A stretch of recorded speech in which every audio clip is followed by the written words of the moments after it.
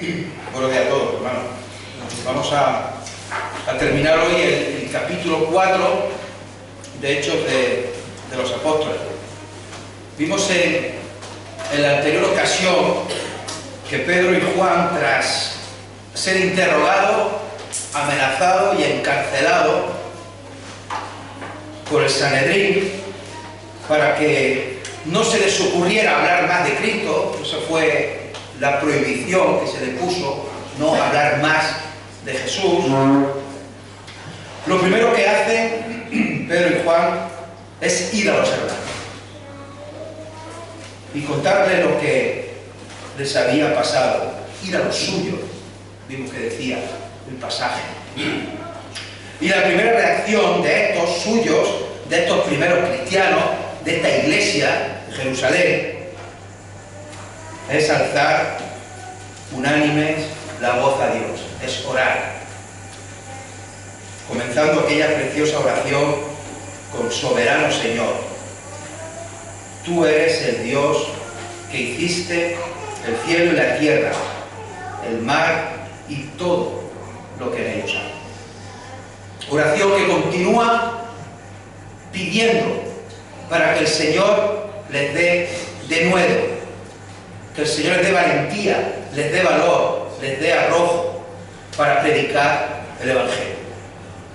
No piden que Dios castigue a los que los están persiguiendo, no piden que Dios les proteja, no piden que Dios les aparte del peligro, piden que Dios les dé valor para predicar la palabra.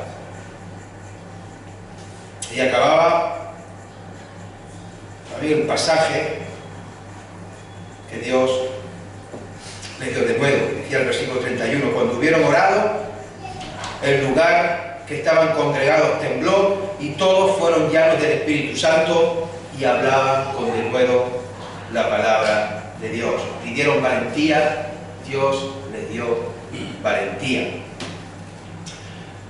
El domingo pasado estuvimos en Cortijos Nuevo, ahí predicando la palabra. También nos transmitía los saludos a Alejandro y familia.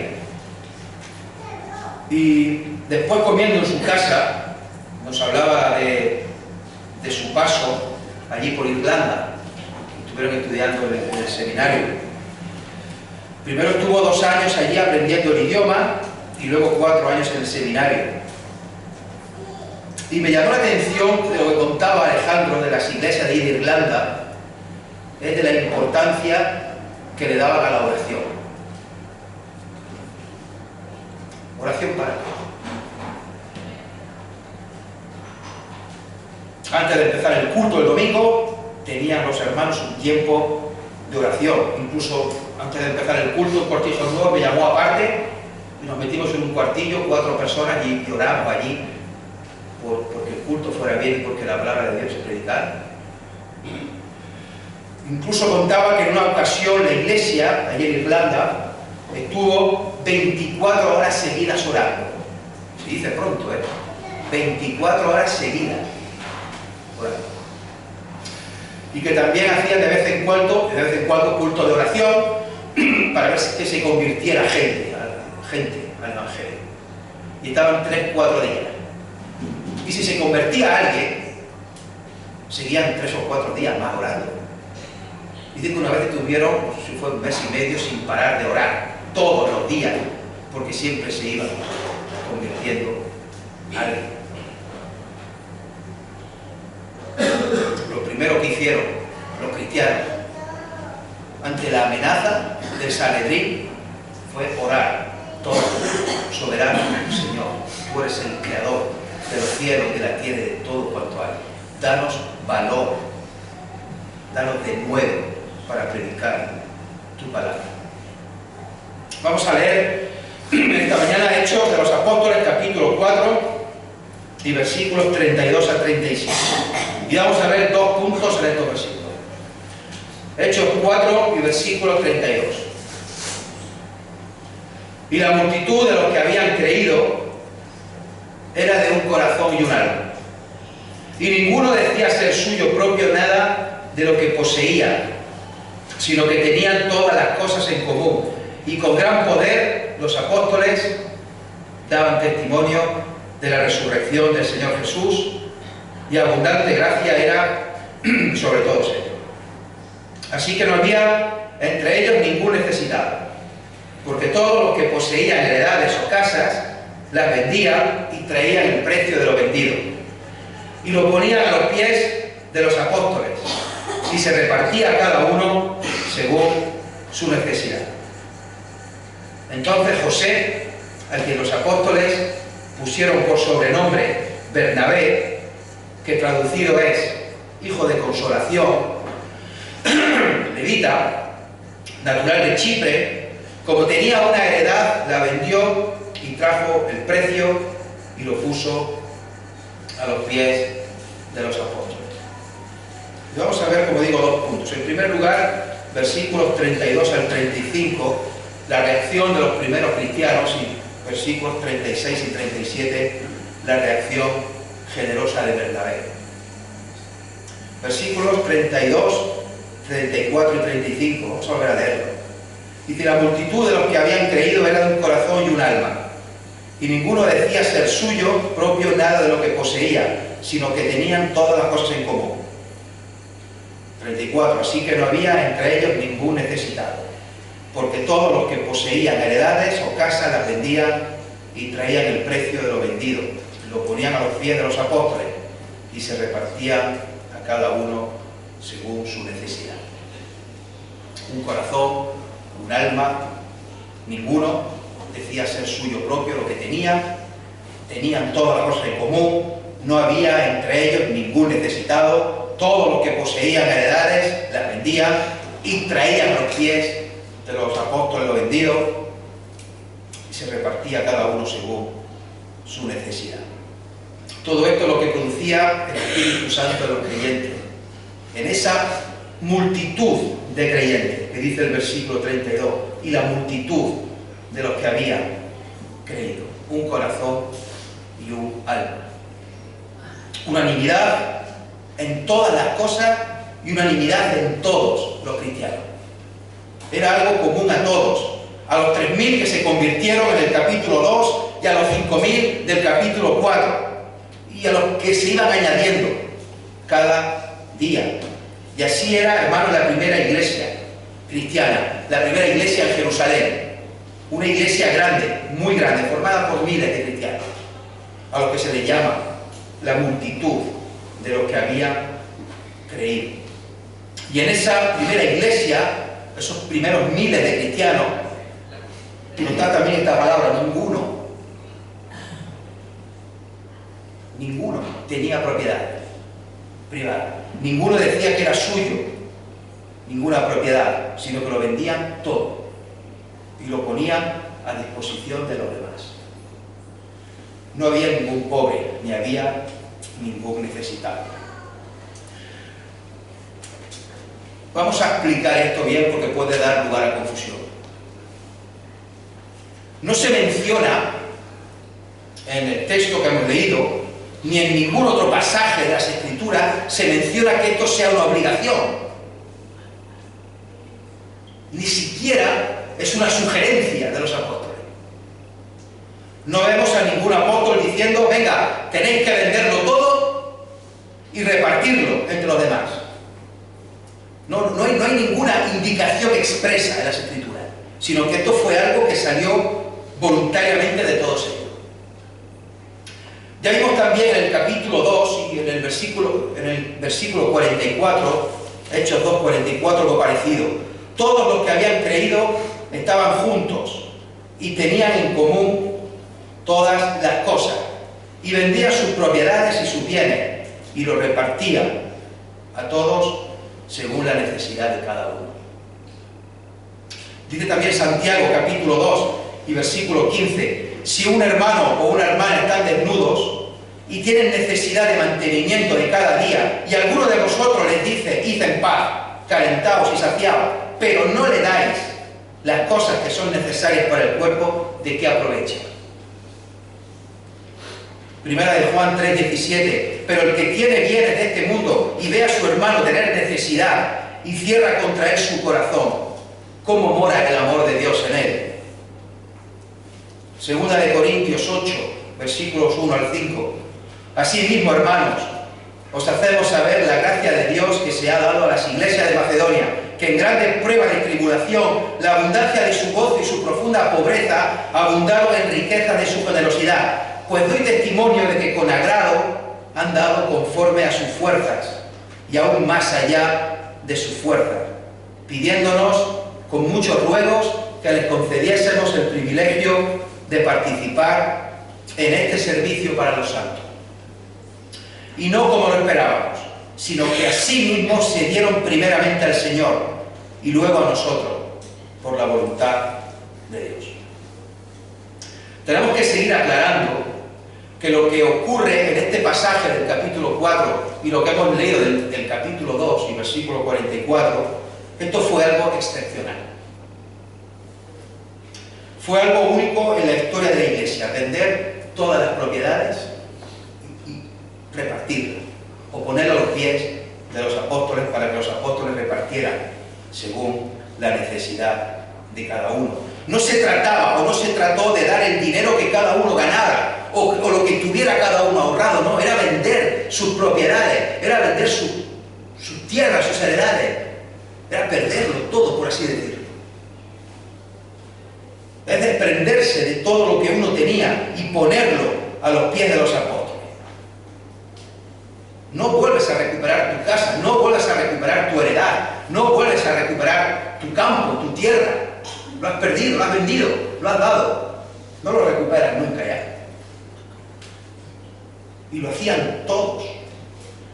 No me acuerdo ninguno dejaba de hacerlo. Y lo hacían de manera voluntaria, no porque fuera una obligación o un mandato. Pero es algo, como decimos, que solamente ocurre aquí, no vuelve a repetirse. No es una práctica habitual en el resto del libro de Hechos de los Apóstoles. No aparece en ninguna carta de los apóstoles. No aparece en ningún sitio más que los cristianos vendan todo y lo pongan a los pies de los apóstoles. Es más, a partir de ahora pues ya vemos a cristianos que tienen propiedades, que algunos eran más ricos, otros eran menos ricos, y que se reunían en las casas. La iglesia estaba en las mismas casas de los cristianos. Los apóstoles nunca enseñaron, repito, que había que vender todas las cosas y tenerlas en común. Pero ya que lo hacía la gente, ya que lo hacía voluntariamente, ya que salía de ello, ya que el Espíritu Santo producía eso en ellos, los apóstoles se encargaban de administrar el dinero. No se encargaba cualquiera. Nadie daba el dinero a otro en particular, como pasa tristemente a veces. No, yo solamente ofrendo para esto en particular, y si no ofrendo. Nadie daba el dinero para algo en concreto. La gente vendía sus propiedades y la gente ponía el dinero a los pies de los apóstoles, y los apóstoles administraban ese dinero como ellos veían oportuno. Y por eso, hermanos, siempre cuando oramos por la ofrenda, o casi siempre que oramos por la ofrenda, pedimos que Dios dé sabiduría a los hermanos que la administran y que la gestionan, y pedimos sabiduría para que las personas pues puedan llevar ese dinero realmente a sitios que lo necesiten, a sitios que hagan falta, ya sea a obreros, ya sea a ministerio. Y en este caso, en nuestra iglesia, ofrendamos cada uno lo que Dios ha puesto en nuestro corazón, y todo se junta en la misma bolsa. Y algunos decidimos qué hacer con el dinero, cómo administrarlo, cómo repartirlo, dónde llevarlo, y procuramos administrarlo lo mejor posible. Así pues, queda claro que lo de vender propiedades y lo de ponerlo todo en común es algo que solo ocurre aquí, que se menciona por primera vez en Hechos 2 y se menciona por última vez en Hechos 4. ¿Pero por qué lo hicieron? ¿Por qué lo hicieron? Es muy posible que estos queridos hermanos lo hicieran pensando que el regreso de Cristo iba a ser inminente, que Cristo iba a venir, iba a volver en días, en semanas, en meses, iba a ser inmediato.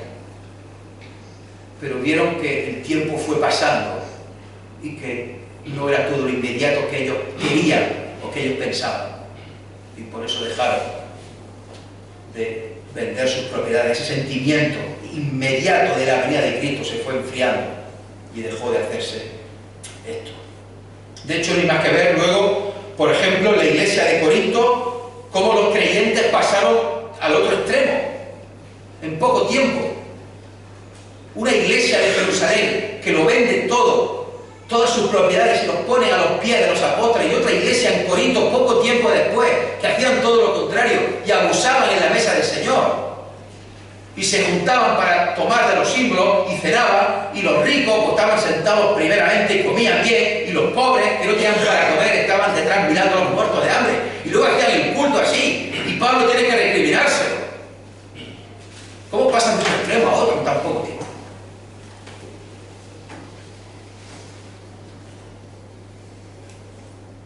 Dentro de este primer punto que estamos viendo de la reacción de los primeros cristianos, mirad el versículo 33. Y con gran poder los apóstoles daban testimonio de la resurrección del Señor Jesús, y abundante gracia era sobre todos ellos. Los primeros cristianos lo vendían todo, lo ponían todo a los pies de los apóstoles administraban, y con gran poder los apóstoles daban testimonio de la resurrección del Señor Jesús. Los apóstoles seguían predicando el Evangelio. A pesar de las amenazas, de las coacciones del Sanedrín, seguían predicando el Evangelio. A pesar de que lo único que le habían prohibido hacer, que era predicar el Evangelio, ellos predicaban el Evangelio. Con gran poder. Y esa expresión que dice aquí el versículo, daban testimonio, indica continuidad, que lo hacían a menudo, que predicaban sobre la resurrección de Jesús constantemente.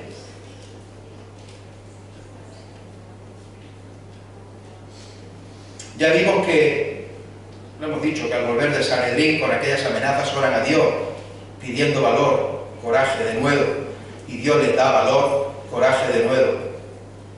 Dios les dio gran poder, y con gran poder hablaban de la resurrección del Señor Jesucristo. Y ese era el énfasis de la predicación, que Jesús había resucitado, que ese Jesús que habían mandado crucificar los escribas, fariseos, ancianos, sacerdotes, ese mismo Jesús que había resucitado, ese mismo Jesús era el Hijo de Dios, y ese mismo Jesús estaba sentado a la diestra del Padre.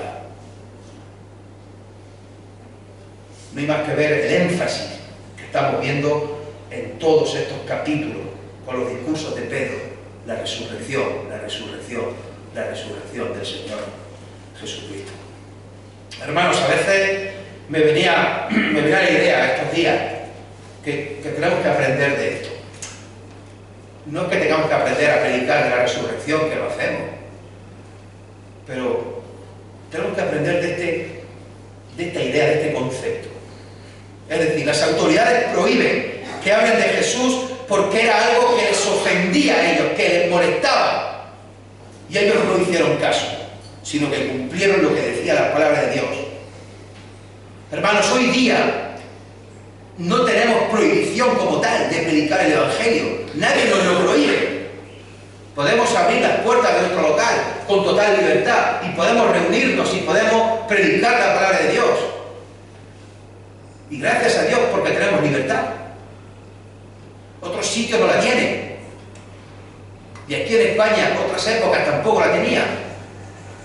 Pero hoy sí tenemos libertad para predicar el Evangelio. Pero hermanos, sabemos que en nuestra sociedad de aquí de España y de Europa impera un pensamiento único, impera un discurso único en el cual si te sales un poco de la corriente, pues ya te llaman o te dicen que eres tal cosa o cual cosa. Y algunas iglesias, no sé si muchas o pocas, vamos a dejarlo en algunas iglesias, con tal de no ofender, con tal de no molestar, con tal de no discriminar, pues callan, aceptan y tragan con ciertas ideas que claramente van en contra de las Escrituras. Algunas iglesias, no sé si muchas o pocas, pues cogen la tijera y cortan lo que no interesa de la Biblia. O cogen el típex y borran ciertas frases o ciertas palabras que no me vienen bien, porque puede molestar, porque puede ofender, porque puede sentar mal a alguien, porque me pueden llamar. Algunas iglesias, no sé si muchas o pocas, endulzan y suavizan el mensaje. Directamente no hablan de ciertos temas. O lo que es peor, hermano, directamente desvirtúan el mensaje del Evangelio. Y esto es lo bueno que hay de estudiar un libro seguido, versículo a versículo, capítulo a capítulo, que no te puedes dejar nada, que no puedes coger tijera, no puedes coger tipa, tienes que explicar versículo a versículo. Hay pasajes bonitos, preciosos, y hay pasajes que son menos, pero hay que explicarlo todo. Hermanos, el mensaje es el mismo, ofenda o no ofenda. El mensaje es el mismo, y la Iglesia sigue y seguimos predicando de la encarnación, de la vida, de la muerte, de la resurrección y de la ascensión de nuestro Señor Jesucristo. Y el mensaje es ese, no hay otro. No podemos cambiarlo. Y si a alguien le molesta, que se moleste. Si a alguien le ofende, que se ofenda. Y si nos dicen que nos callemos, no nos callamos. Y si nos amenazaran, y si nos coaccionaran, lo que deberíamos hacer es pedir a Dios que nos dé valentía para predicar su palabra, como hicieron aquellos primeros cristianos. El resultado, el final del versículo 33, y abundante gracia, era sobre todos ellos. Dios los bendecía. Dios estaba con ellos. Dios les daba el poder. Dios les dio el denuedo. Dios les dio la valentía. Y Dios les daba la abundante gracia. En definitiva, Dios los bendecía. Y Dios es el que nos sigue bendiciendo hoy día a nosotros. En segundo lugar, versículos 36 y 37. Vamos a ver el caso de Bernabé.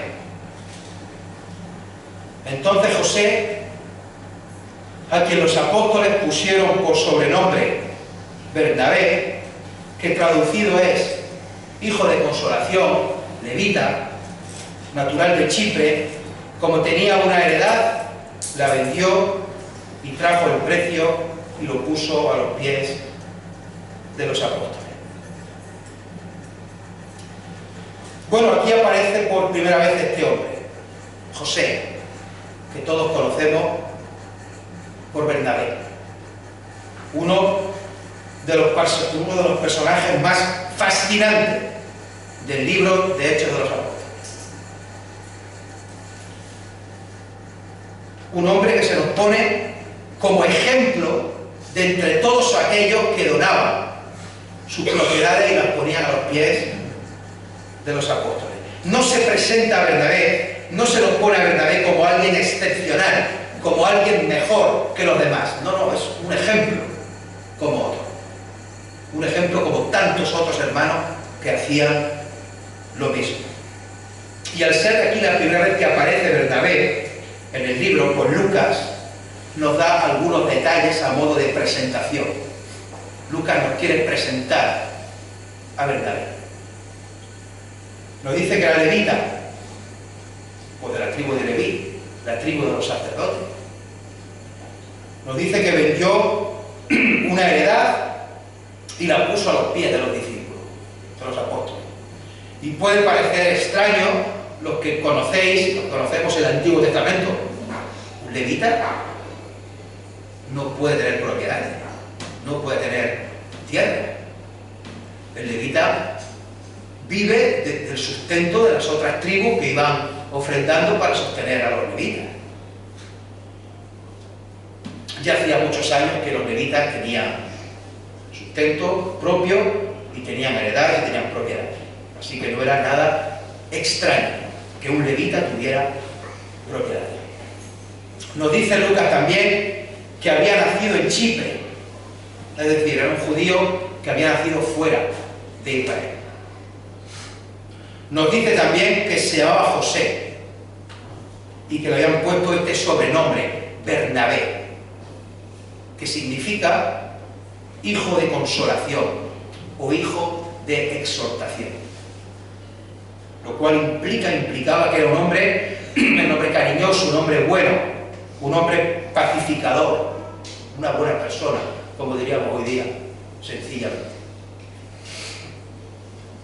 Según Colosenses 4:10, sabemos que Bernabé era familiar, era pariente de Marcos, del evangelista Marcos, también llamado Juan Marcos.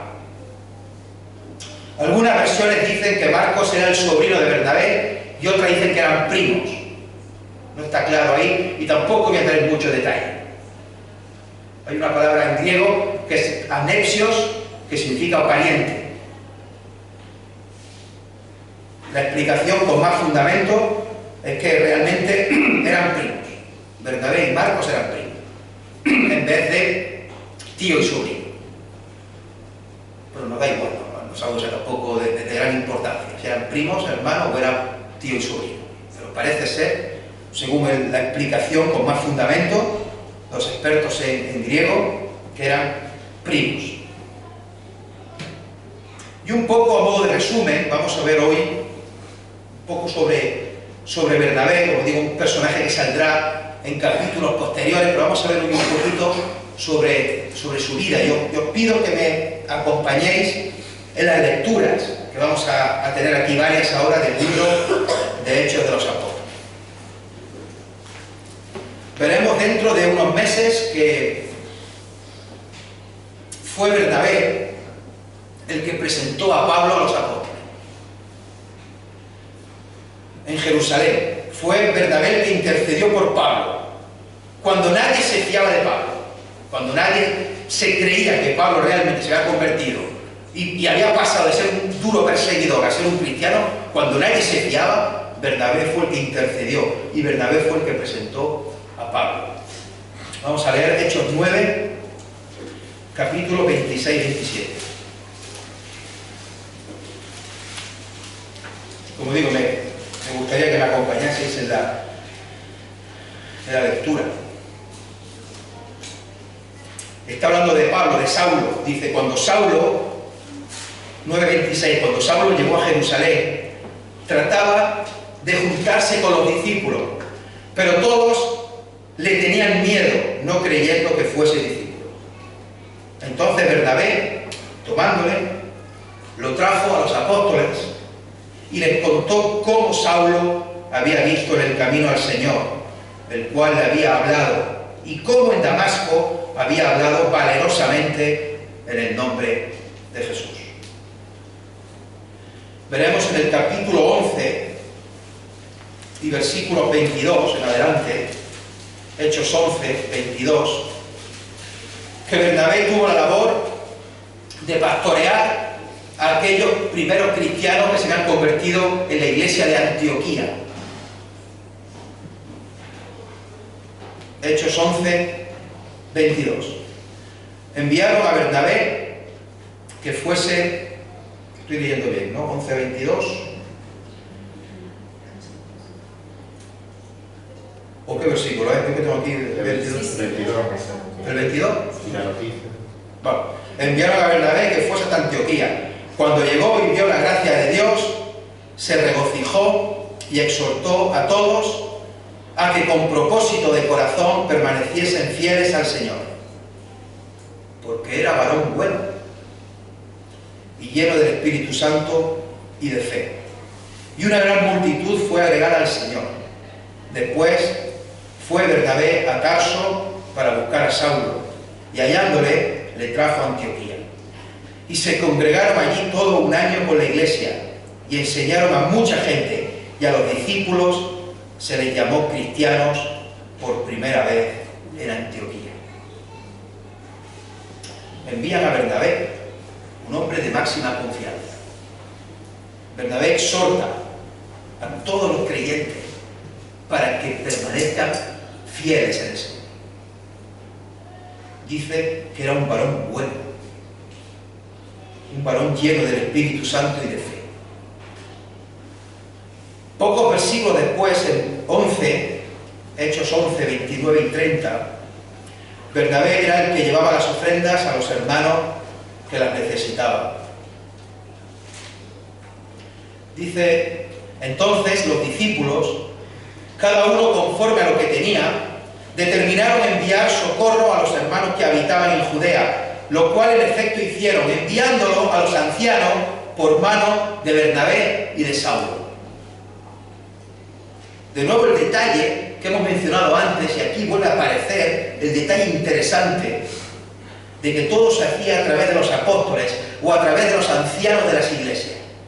No dejaban el dinero allí por dejar, no ofrendaban por ofrendar, no cada uno decía, no, yo quiero ofrendar específicamente para esta persona o para este ministerio. No, no, no. Los hermanos ofrendaban. Y los que administraban las ofrendas eran los ancianos, según las necesidades.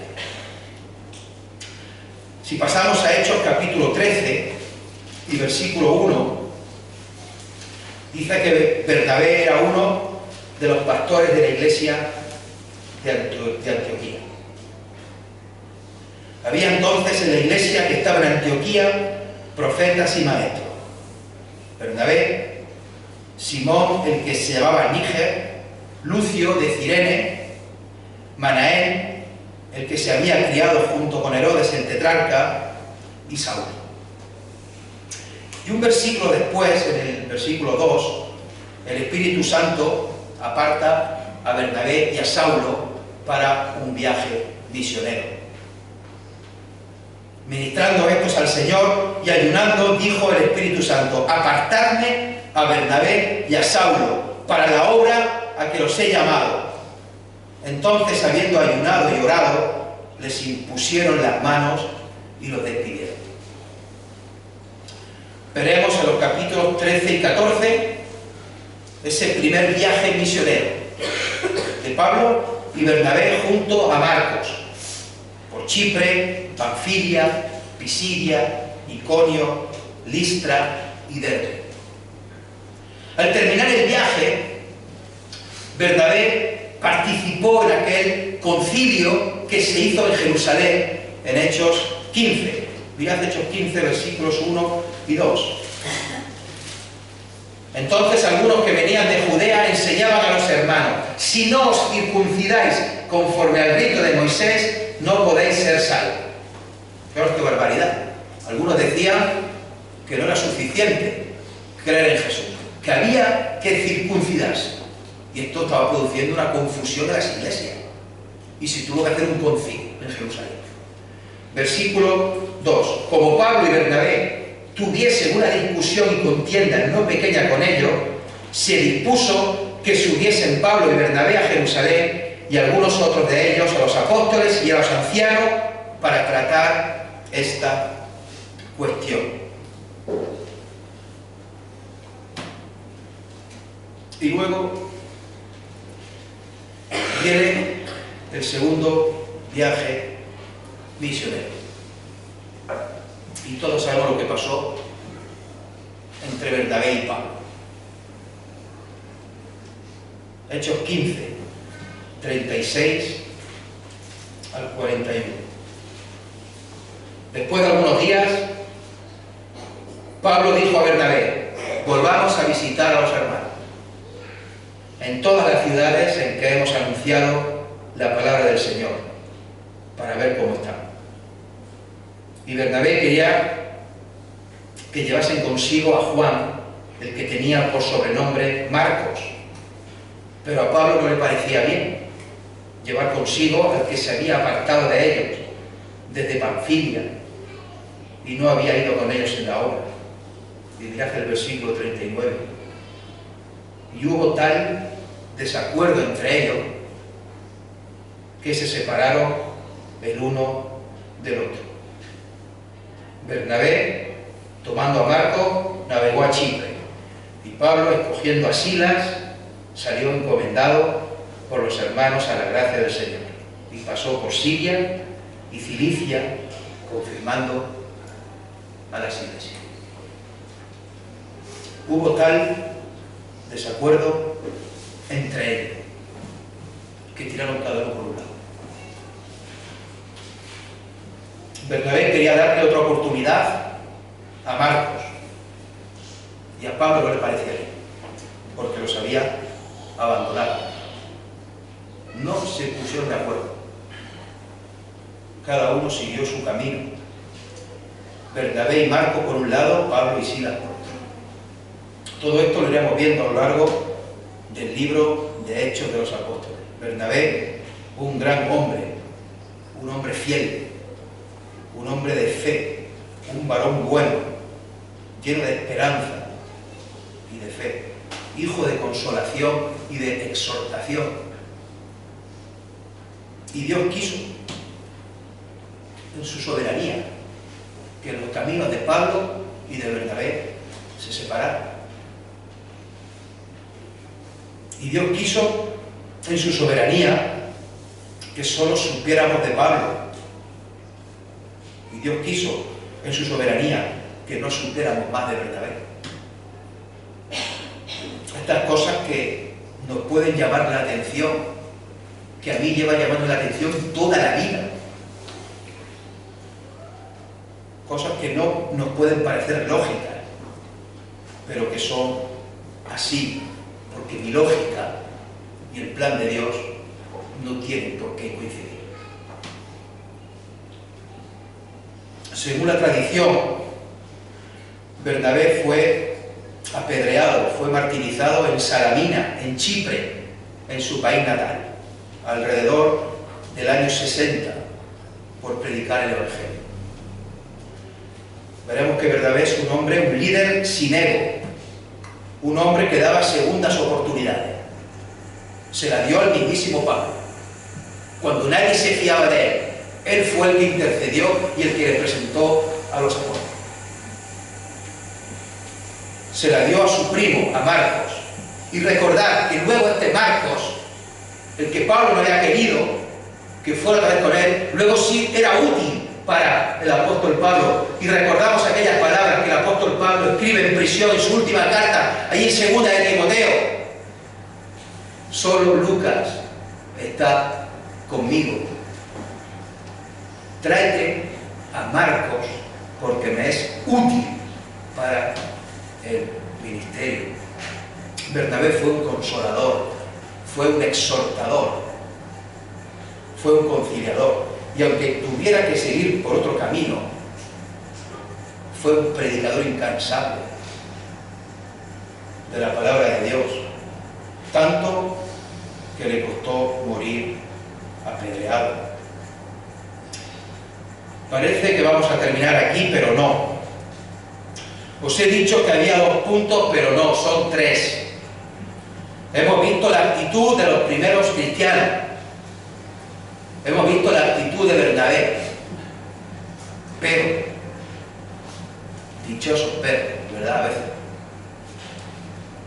Dichosos pero. Hay un tercer punto, una tercera actitud que vamos a verla rápidamente. Hechos capítulo 5, versículos 1 al 11. Pero cierto hombre llamado Ananías. Con Safira, su mujer, vendió una heredad y sustrajo del precio, sabiéndolo también su mujer. Y trayendo solo una parte, la puso a los pies de los apóstoles. Y dijo Pedro: Ananías, ¿por qué llenó Satanás tu corazón para que mintieses al Espíritu Santo y sustrajeses del precio de la heredad? Reteniéndola, ¿no se te quedaba aquí, vendida? ¿No estaba en tu poder? ¿Por qué pusiste esto en tu corazón? No has mentido a los hombres, sino a Dios. Al oír Ananías estas palabras, cayó y expiró. Y vino un gran temor sobre todos los que lo oyeron. Y levantándose los jóvenes, lo envolvieron y sacándolo, lo sepultaron. Pasado un lapso como de 3 horas, sucedió que entró su mujer, no sabiendo lo que había acontecido. Entonces Pedro le dijo: dime, ¿vendiste en tanto la heredad? Y ella dijo: sí, en tanto. Y Pedro le dijo: ¿por qué convinisteis en tentar al Espíritu del Señor? He aquí a la puerta a los pies de los que han sepultado a tu marido, y te sacarán a ti. Al instante ella cayó a los pies de él y murió. Y cuando entraron los jóvenes, la hallaron muerta, y la sacaron y la sepultaron junto a su marido. Y vino gran temor sobre toda la iglesia y sobre todos los que oyeron estas cosas. Pero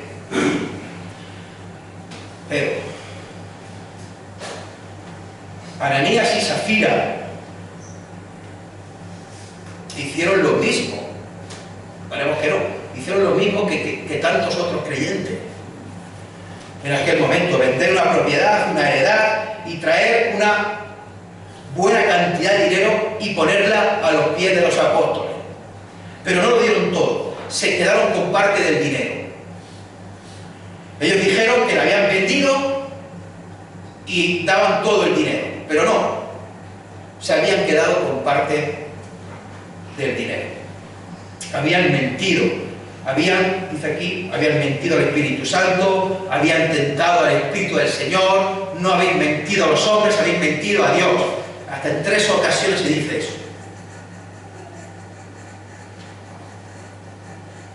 Eran unos hipócritas. Querían ellos quedar bien con todos los creyentes. Querían que todos vieran lo buenos que eran, que habían vendido la heredad y todo el dinero lo habían puesto a los pies de los apóstoles, pero se habían quedado con parte del dinero. Este es un pasaje difícil de explicar y de entender.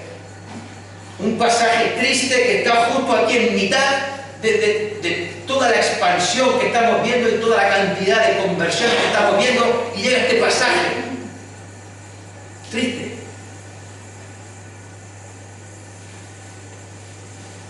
Vamos a aclarar que no se castiga a Ananías y a Safira por el hecho de quedarse con dinero. Ya hemos dicho antes que no estaban ni obligados siquiera a vender la heredad. No tenían por qué venderla. Como les dice Pedro en el versículo 4, reteniéndola, no se te quedaba aquí, y vendida no estaba en tu poder. Es decir, tú podías hacer con esa heredad lo que quisieras, haz lo que quieras, es tuya. No la quieres vender, no la vendas. La quieres vender y dar la mitad, da la mitad. La quieres vender y dar un 10%, da un 10%, haz lo que quieras.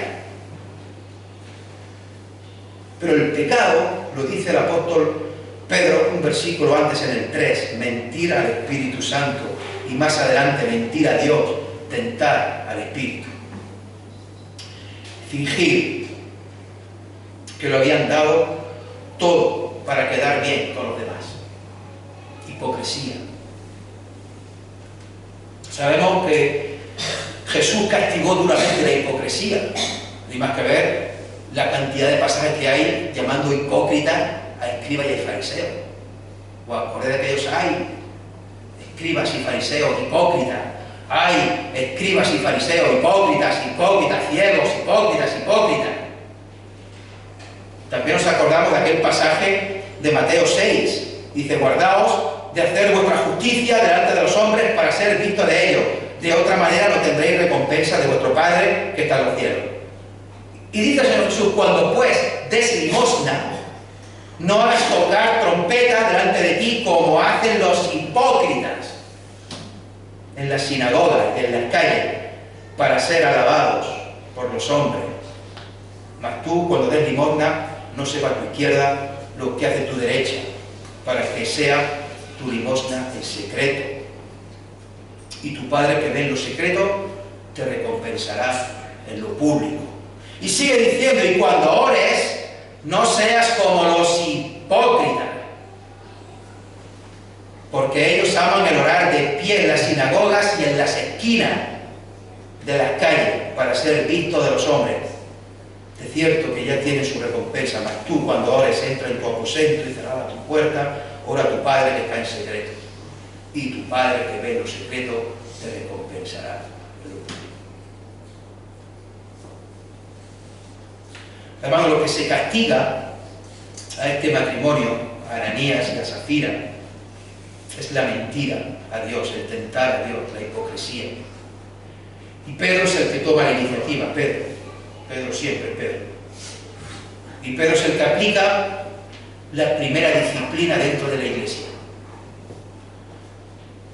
No sabemos cómo, pero Pedro se entera que están mintiendo. Y le dice a Ananías, es el mismo Satanás el que ha llenado tu corazón para mentir. Y para mentir contra Dios, contra el Espíritu Santo. Dice, no has mentido a los hombres, sino a Dios. Un pasaje que explica perfectamente la deidad del Espíritu Santo. Porque una vez dice, has mentido al Espíritu Santo, luego has mentido a Dios.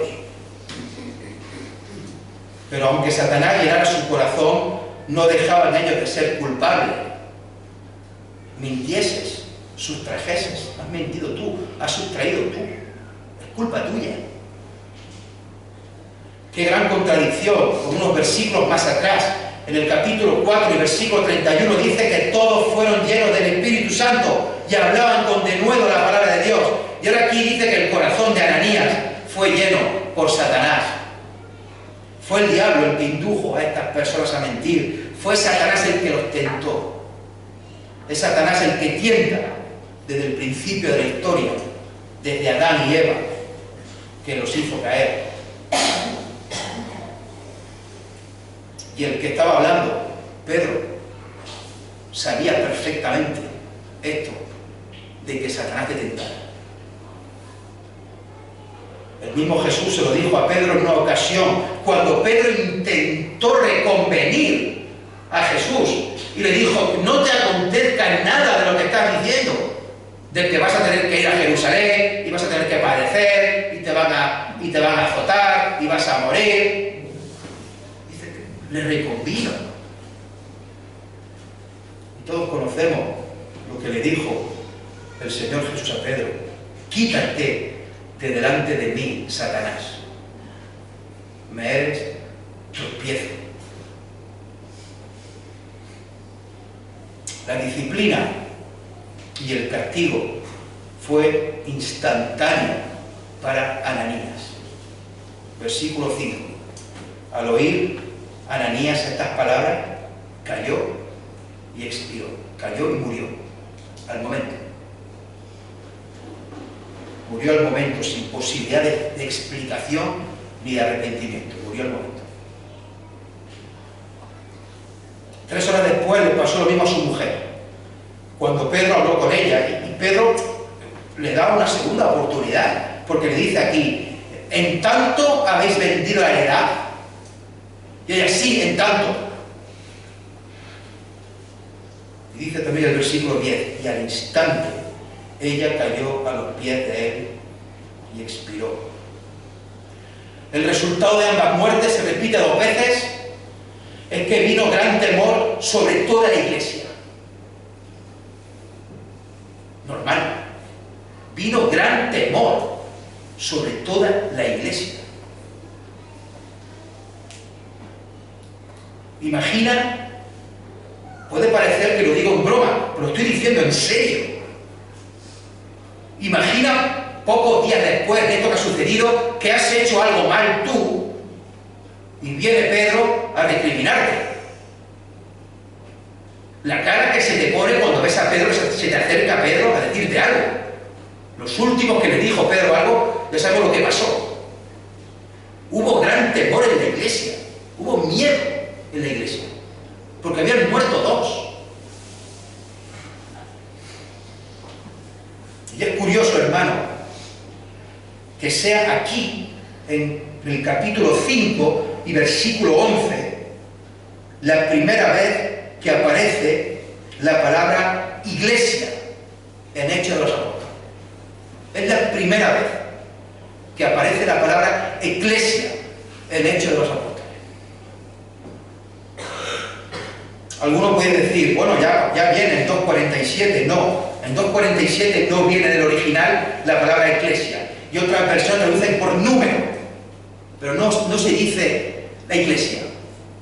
Y el Señor añadía a la iglesia los que iban a ser salvos. No, y el Señor añadía el número de los que iban a ser salvos. La primera vez que aparece la palabra iglesia, eclesia, en Hechos de los Apóstoles es aquí. Y mirad en qué momento, en qué situación, en qué circunstancia. Gran temor sobre toda la iglesia.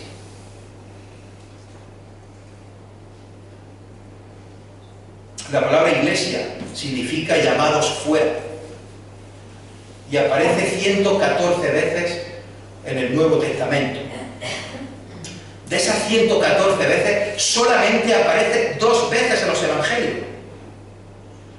Una en Mateo 16, 18, y yo también te digo que tú eres Pedro, y sobre esta roca edificaré mi iglesia.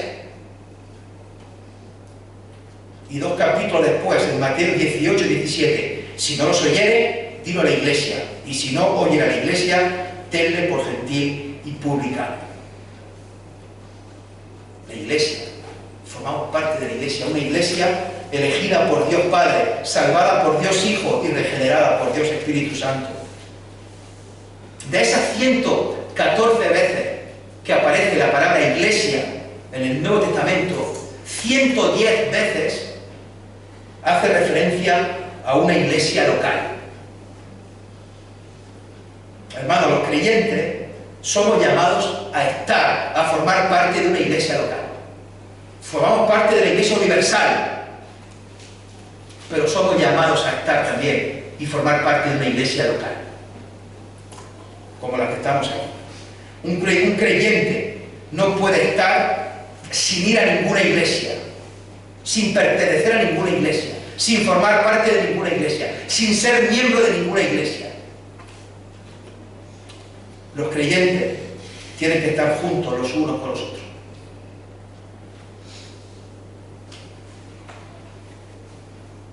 Ya para terminar,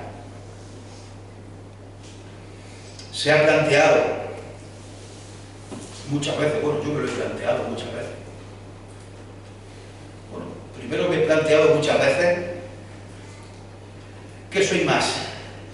¿De Pablo o de Bernabé? ¿Quién tiene razón, Pablo o Bernabé? Y me lo he pensado. Y he tirado más para uno que para el otro. No voy a decir quién, pero he tirado más para uno que para el otro. También se ha planteado, y yo me lo he planteado muchas veces, si Ananías y Zafira eran o no verdaderos creyentes.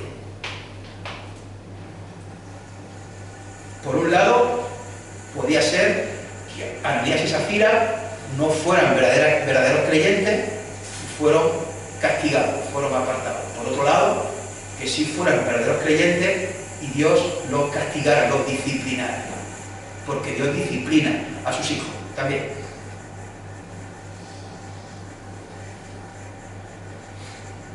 Me he planteado muchas veces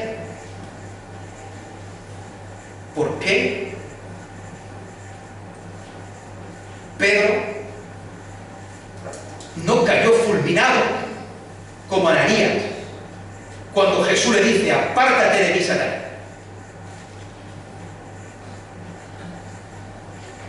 Pedro le llega incluso a decir a Jesús: ten compasión de ti. Fijaros lo que le dice Pedro: cuando le conviene, no te acontezca nada, ten compasión de ti. Y Jesús le dice: apártate de mí, Satanás, me eres tropiezo, quítate delante de Satanás.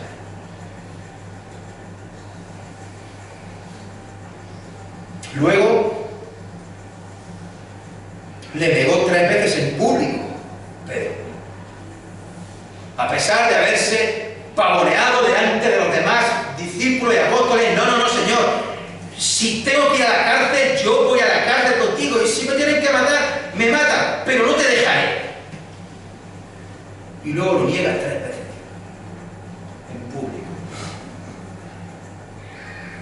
Y por así decirlo, no le pasa nada. Hermanos, Dios quiso, en su soberanía, que Pedro siguiera adelante en el ministerio. Todo por la gracia de Dios. Y Dios quiso, en su soberanía, quitarle la vida al instante, al momento, a Ananías y a Safira. Por cierto, matrimonio que estoy totalmente convencido que eran cristianos, que eran creyentes. Y estoy totalmente convencido que están en el cielo. No porque yo lo crea, sino en base a lo que dicen los versículos anteriores. Formaban parte de la iglesia. Formaban parte de esa multitud que habían creído. Habían recibido el Espíritu Santo, al que habían engañado, por cierto. ¿Por qué habéis engañado al Espíritu Santo? Si han engañado al Espíritu Santo es porque tienen el Espíritu Santo. No encuentro explicación a por qué Pedro siguió adelante en el ministerio, porque Dios quiso, y no tengo explicación por qué Ananías y Safira cayeron fulminados al instante. Si la explicación es porque Dios lo quiso así.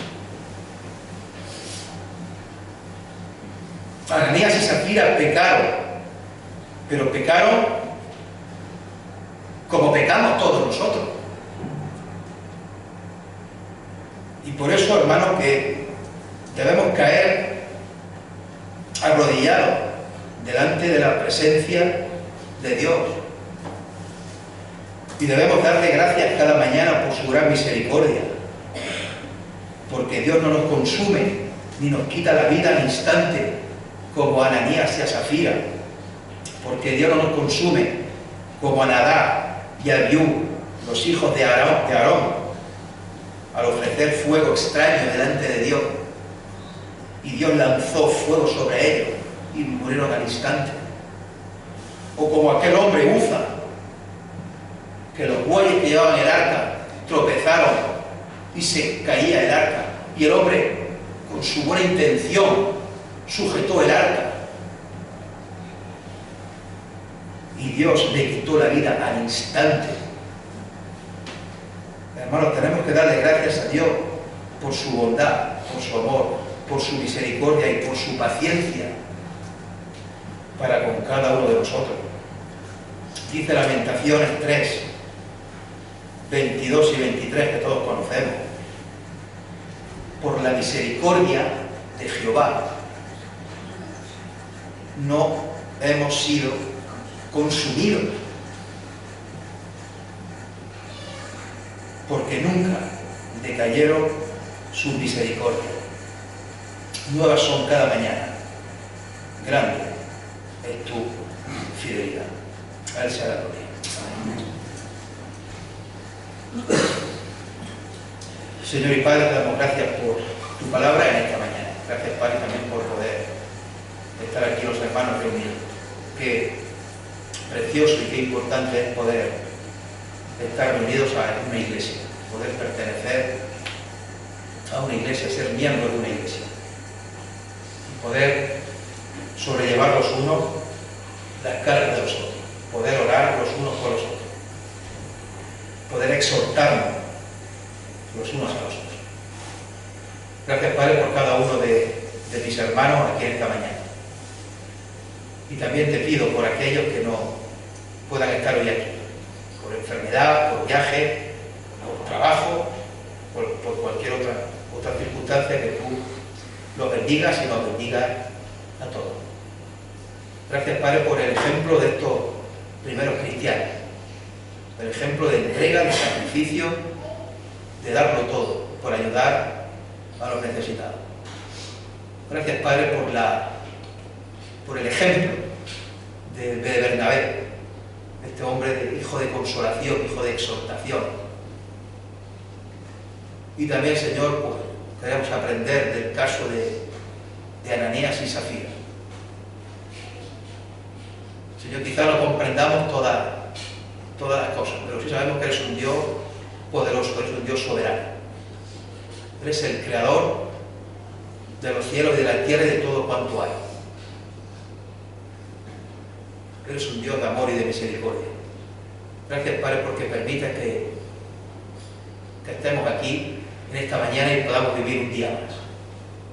Y agradecemos el día de vida que tú quieres y que tú permites que podamos vivir. Queremos, Señor, que tú traigas también salvación a las personas que todavía no te conocen. Señor, gracias porque todavía hoy día es día de salvación para todos aquellos que, arrepentidos de sus pecados, pues crean en el Señor Jesucristo como el Señor y Salvador de sus vidas. Gracias, Padre, por tu palabra, porque podemos deleitarnos en ella, podemos gozarnos, podemos seguir creciendo y podemos seguir aprendiendo tantas cosas. De tantos hermanos que nos precedieron con sus fallos, con sus errores. Pero, Señor, vemos ese celo y ese valor que tenían por predicar tu palabra. Queremos, Señor, que quites de nosotros lo que nos impida hacer estas cosas. Que quites, Señor, de nosotros vergüenza, miedo, el qué dirán, el qué pensarán, el qué nos llamarán. Que prediquemos con fidelidad tu palabra.